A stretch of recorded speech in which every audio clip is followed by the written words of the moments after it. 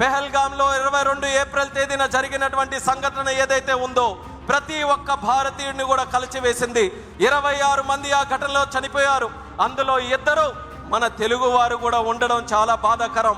ఆ రోజు జరిగినటువంటి సంఘటన మనం అందరం కూడా తెలుసుకుంటే,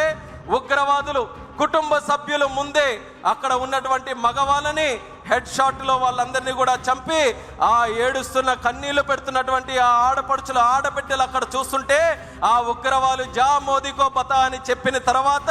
మన దేశ ప్రధానమంత్రి ఒక దృఢ నిశ్చయంతో, సాహసంతో, ధైర్యంతో పనిచేస్తున్నటువంటి ముఖ్యమంత్రి ఉగ్రవాదులు ఈ భారతదేశంలో ఒక కార్యక్రమం చేస్తే దాని ప్రతిఫలం, ప్రతిఘటన ఏ రకంగా ఉంటుందో ఒక్కసారి ప్రపంచానికే తెలియజేయాలన్న విధంగా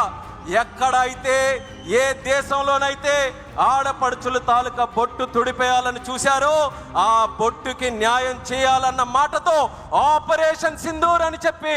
20 నిమిషాల్లో మన రక్షణ దళాలని పాకిస్తాన్ లోపలికే పంపించి అక్కడ దాక్కుంటున్నటువంటి ఉగ్రవాద స్థావరాలు ఏవైతే ఉన్నాయో 9 ఎంచి స్థావరాల్ని భూస్థాపితం చేసి 81 మంది ఉగ్రవాదుల్ని హతమార్చినటువంటి ఘనత మన భారతదేశం, మన సైనిక దళాలు, రక్షణ దళాలు, వాటిని నడిపించినటువంటి మన ప్రధానమంత్రి నరేంద్ర మోదీ గారు అనేది కూడా తెలియజేసుకుంటున్నాను.